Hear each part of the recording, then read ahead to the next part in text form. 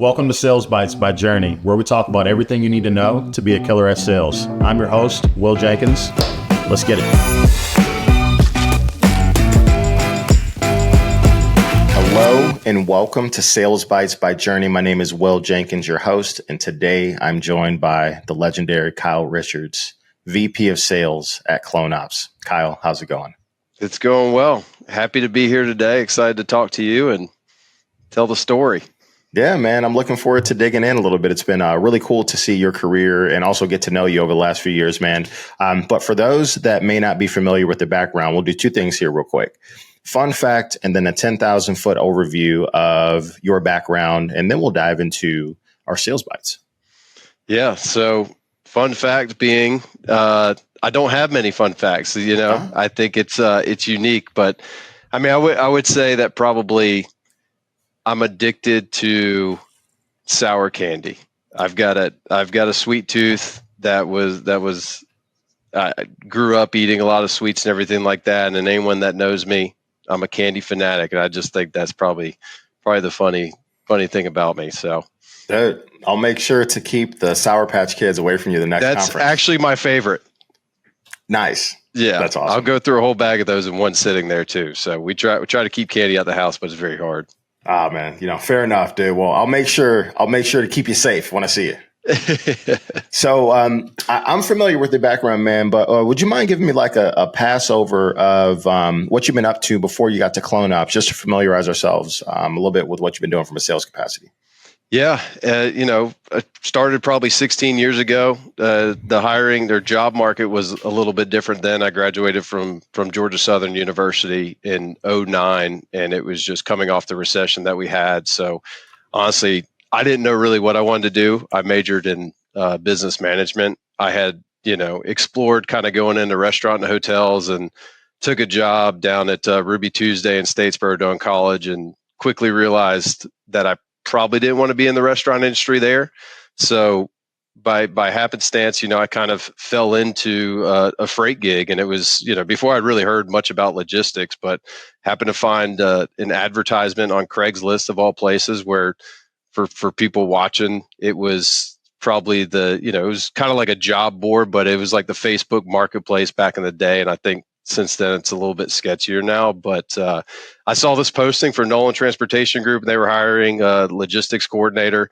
No idea what it meant. Just kind of fell into it, got started there in a sales role, tiny brokerage at the time. I think I was like employee number 10 or 12, something there. And that kind of started the career. From there, I was with Nolan for about 10 years, moved into management after probably 3 or 4 of those years, opened an office, and got to work alongside our offices as well too, in the sales and operations, and got an opportunity to move over to the insurance side of the business. So it was an insurance agency that was writing truck insurance, and it was a little switch up from the pace of that. Insurance was a little bit slower, but still very kind of mindful of a sales process and the customer service along with that, and managing the policies and things like that. So I was at that agency for about 6 years prior to joining CloneOps, and got wind of the kind of AI on the horizon for the logistics space, and was familiar last fall with what CloneOps and David Bell were doing here, and kind of got an opportunity in the spring to join the team to help run the sales team here, and rest is history. Mind just running me through what CloneOps does and most of what you all are serving in the market.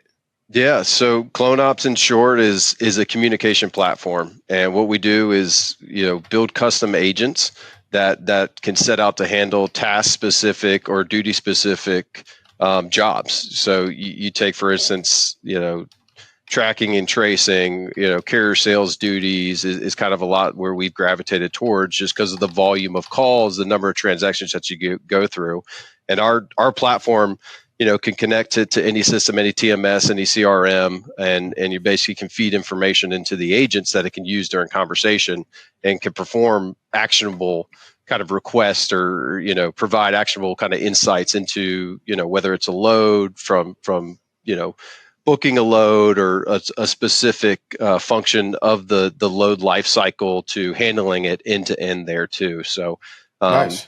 The big thing that we've kind of leaned into is the customization that our platform allows. It can sit on top of your TMS, run in the background with little to no interference from a human, and just send results, or it can sit side by side on a rep's dashboard and really kind of live day to day within it there too. But yeah, super helpful. I look at some of these tools that these brokers and carrier sales teams are getting, and I'd be excited about this stuff because That's awesome, it's crazy, man, what it can do. Yeah, it's a game changer from an efficiency perspective, and there's a lot of very interesting things you all are able to do to help the teams work more effectively and be able to spend more time on some revenue generating opportunities that help them move the business. The stuff that matters, you want to be in contact. I mean, like we said in the beginning, everything's around relationships, and the more time that you can spend building that relationship and not doing a task is more beneficial to that person and the company. How early at CloneOps would you say hire number 1, hire number 10, or really, really, really early? I think, yeah, they had because they started building the platform, so they had the kind of engineer team all kind of built out there. But yeah, I guess the end of February is when I officially joined, and I think the first actual employee, I would say. Yeah. So, and I think that's when we got connected. I'd been familiar with what you were doing at Journey, before that, but you were helping Dave get everything off the ground, which was awesome to see. So, got to shake it up with you for a couple months there as we got stuff rolling. We're going to dive in here and talk about what you've seen as differences selling in the standard brokerage environment, and then now as a freight sales leader, leading the sales team there at CloneOps. So feel free to jump in wherever you feel appropriate in terms of just the differences between the two, because there are a ton of differences. Ton of similarities and a ton of differences. That's for sure. I think. So, oh yeah, go ahead.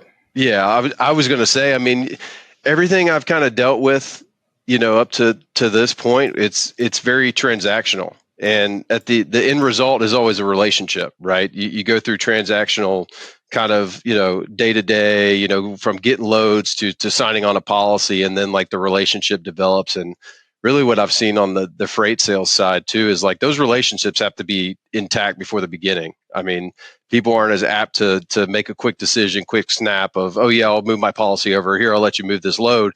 They want to know you, they want to trust you. They want to know, more importantly than just who you are, it's who's your organization. And I think that's the one thing that we've really nailed is the team that we've built here at CloneOps. They've all been in the industry, from managing CEOs of companies to running large organizations as part of like the IT infrastructure, things like that. And that's really kind of brings a sense of calmness to people with the frantic kind of AI industry, the AI buzz that keeps going around too. It's really who you involve yourself with at the company that I think people want to do. But it's interesting to me that the relationships do mean a lot. And that's a lot of the conversations that we've had, and our early pilots and everything we're from people that have worked close with David, with myself, and others on the team, just trusting us as we're, technology, it's always going to be developing, right? It's never going to be finished, but can they get on board with what that vision is, and do you have that vision plotted out for what this is going to be, and does the technology, does it work, good enough to use, at the moment there too, and you can add those features, down the road and stuff, but they got to have a level of trust. They want to have that relationship. They want to buy from who they know, Yeah, absolutely. So when you think about your first couple of months selling to the execs in the on the freight tech side now, anything you notice that's different or that you had to maybe adapt yourself to that might have been different than some of the transactional or kind of spot nature of some of moving freight?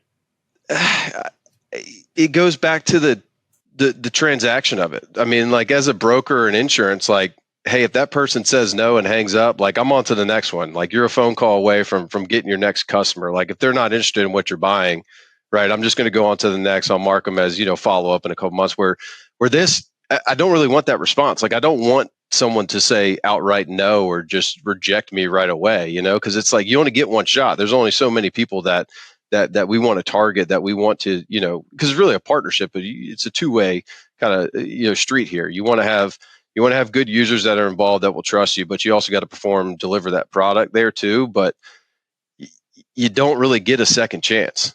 and people are putting their their names they're on the line. They're having to go get approval from the board, and it's a big decision to kind of commit to some of this freight tech there too. So it's you got to be tactful with how you approach it, but you also gotta really hit on the pain points and what you're trying to solve for, and really be careful not to overpromise and underdeliver.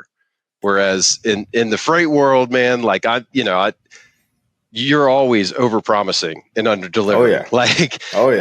we would almost hope. I mean, you give anybody a phone and make through the calls, they're going to find customers, and you just kind of clean up situations down the road. Like issues are going to happen because they don't know what they're doing. Where this is, we're only as good as the product that we sell and the team that's behind it. So got to make sure that what we're selling is what they're buying. We want people to be long-term customers, long-term users, and things like that. We've got to really hit on that, the delivering of the product there too. So, yeah, that makes a lot of sense, man. I mean, you think about how impactful a freight tech decision is for an organization wide. Not to say that bringing on a new carrier partner may not change the way that a shipper manages their network, but you're integrating across all of their departments. And that's a big decision. And if you mess that up, you're probably not getting another shot. Especially for what we're doing. I mean, you're talking about kind of messing with what a lot of these, obviously targeting brokerages is kind of our key target right now. A lot of use cases developed in that really helpful for them. But their cultures, that's the biggest thing these brokerages promote too. And when you're taking away, or not taking away, when you're adding to, you're basically adding a new member of the team. That's software to them is you're really kind of starting to play in the culture part of it, which is so important for companies to kind of keep intact. Like you don't want to have morale go down because you're forcing technology on them. I know some of the most successful brokers there too, like they're so resistant to change, and it's kind of embedding that into the culture that you're going to be tech forward, that this software is here to help you. It's here to make you more efficient, take away some of the tasks, some of the duties that you don't want to do to allow you to perform your job, better. So you're also kind of playing that card there too. So it's very important the way that you go about rolling this technology out. And I want to be clear that that's part of the message too. You can't just roll it out and everybody adopts it and they love it right away. It is, you got to go through iterations. You got to get buy-in from the team, and you got to make sure everybody's on board too, because any executive team can say, hey, we're doing this, right? But that's another thing when it actually rolls down to the ground floor of, are people using it properly? Are they using it the way it's designed to be? They're not doing workarounds, things like that, and because you end up not getting ROI or production from it if you go about it that way. So you got to get teams buy-in. Huge deal. I mean, anytime you roll out tech, you have to have the buy-in of the group if you want the adoption to work the way that you're looking for. So one thing that I want to attack a little bit more that you mentioned that I had to learn about freight tech is the implementation and adoption period. So you can sell the solution to execs, but when you think about selling post implementation and through that for adoption, talk to us a little bit about that, because I think that's an art. You can lose a deal for renewal if it's not implemented properly, and that still is part of the sales process. Yeah, I mean, it's all about hitting. I think it starts in the beginning, pre-sales. Like we want to know really what areas we're trying to solve for. What areas of focus are we going to kind of have agents kind of built for, and really is it hitting on those pain points that we want to solve for? And I don't like kind of jumping into everything and doing everything at once. Like we really do like to take like a crawl, walk, run kind of approach to it, and really phase it out, scope it out, because we don't want it to just work okay. And we want to perform iterations that kind of get to the end point. A lot of people want to have it done quick. Hey, I want to get this rolled out in the next 30 days and things like that. It's like, hey, great, we can get something rolled out for you, but let's do it right. And let's focus on those other factors that are outside, like the team's buying into that too. So we really like to go into a phased approach. And I think what sets us apart too is that team that's going to be holding your hand basically through onboarding, to making sure that we're hitting on all the scopes, right? We hit our 3-month scope, we hit our 6-month scope, we hit our 9-month scope, and ultimately leading up to where all our contracts are really annual contracts when it comes up to renewal, that hey, we've satisfied and met and gone beyond what we've kind of set out and drawn out to be. And we have direct communication with the onboarding team. So, whether it's just a hiccup that you have during the day, that something needs to be, called to attention. We're not working off a ticket system or anything. We've got teams and Slack channels set up with IT department or the kind of product lead over at these companies that have direct access to get us really at any time. Like if something's not working or it's not performing how you want it to be, let us know right away. Feedback's so important and crucial during that process and phase there. So we really want to hit on that first year, and I think it's an exciting time to be a part of the journey too. No pun intended there, but we're still in early phases with what this technology can be, and I think just getting in and adopting it at an early stage, you're going to be along for the ride as we do kind of add these feature enhancements and other layers of communication, and like the capabilities of the agents are only going to get better, month over month. Our team, Totally. Our engineering team is moving so quick. And a lot of the feedback is from the customers. It's based on what they want. Hey, they want to work like this. They want to do this. They want to do that. And we're able to kind of meet those needs for these. There's no limit to what these agents or this technology can do. It's just, getting the idea. Okay, well, what's the reason behind it, and what do you want it to? How do you want it to accomplish that? Right? We can build it. Let's go.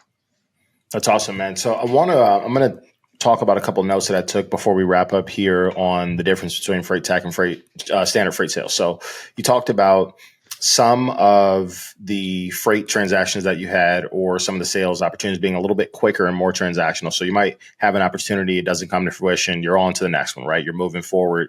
In freight tech, there's a smaller pool, so you might not get a second chance. You want to make sure for your targets, you're capitalizing on those opportunities. You don't want to overpromise and underdeliver. This is a massive organizational wide change. So if you happen to do that incorrectly, there are big ramifications. Implementation matters. And the thing that I really took from that was pre-sales. So what are we trying to solve for? What is the thing that we're working on? And then ultimately you want to execute that properly. So don't try to rush through it. You want to make sure that you've got everyone's buy-in and that you can actually do the things that you're saying you can do. But before we wrap up, any other items that you want to hit here? I'd say too, on the difference though too is you're dealing with a buying group as well, whereas you're really kind of in other sales a lot of times you're dealing with really one individual. So the pre-sale process of understanding who all is involved in the decision and making sure, because a CTO's pain point might be much different than the person that's sitting on the floor managing carrier sales. They're going to want to solve for two different things. So it's really kind of making sure that you have everybody involved in the conversation, and you're understanding and hearing exactly what all parties want it to look like, and what the outcome ultimately needs to be. And you want to match that up as close as possible so that everybody's happy. So it's not just, oh, well, it was that person's decision, I didn't want to go into it. It doesn't do anything for me. So the buying group is definitely something a little bit different in freight tech that you got to get around. I'd kind of relate it to like enterprise selling at a brokerage level. You're not going into a scrap recycle or anything like that. You're kind of going into something. You got to go through the bid process. You got to do a presentation. You got to meet with all types of different heads of departments there that manage that transportation or supply chain there too. So it's definitely that enterprise selling level. Awesome. Well, Kyle, really appreciate you spending some time dropping some sales bites with us here today. Thank you very much. Absolutely. Thank you.